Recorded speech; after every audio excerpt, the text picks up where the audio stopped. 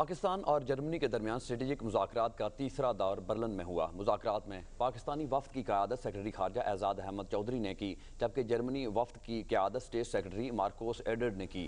मुज़ाकरात में मईशत, तजारत, दिफा, सरमायाकारी, सकाफत, तालीम और सिक्योरिटी अमूर पर तबादला ख्याल किया गया। दोनों मुल्कों के वफूद ने तमाम शोबों, खुसूसन तजारत और इक़्तिसादी शोबे में ताउन बढ़ाने पर इत्तफ़ाक़ किया। मुज़ाकरात में खित्ते की सूरत हाल समेत अफगानिस्तान, मशरक़ वुस्ता और यूरोपीय यूनियन के ताज़ा हालात का भी जायज़ा लिया गया।